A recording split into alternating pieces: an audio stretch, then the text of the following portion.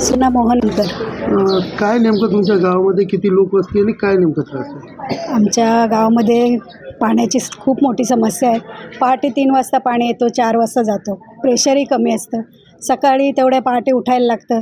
सर्व्हिसवाले लोक आहेत, महिला आहेत, खूप त्रास होतो त्यांना। ही समस्या आमची पाण्याची लवकरात लवकर सोडवण्यात यावी, नाहीतर आम्ही पुढचं पाऊल उचलू। वडवलीला भदाणे साहेब आहेत, त्यांनाही आम्ही निवेदन दिलं आहे। 8 दिवस झाले, त्यांनी काही ॲक्शन घेतली नाही अजूनपर्यंत।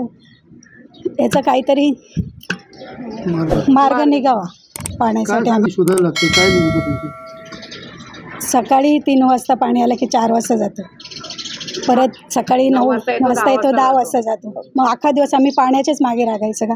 पाणी मिळत नाही, पुढची कामही होत नाही। सर्व्हिसला महिला आहेत, झोप होत नाही, मुलांची शाळा असते, मिस्टर आहेत काही सर्व्हिसवाले, त्यांना जायला लागतं सर्व्हिसला। पाण्याच्यामुळे खूप वणवण होते, चिडचिड होते घरामध्ये, पण महिलांची झोप होत पुरी नाही। लोकसंख्या तर भरपूर आहे। धाकटेशाड गाव आहे, पूर्ण मोठा शहरच आहे एक प्रकारे बोललं तर। आणि पाण्याची समस्या भरपूर चालली आहे। 8-9 महिने झाले जास्तीत जास्त।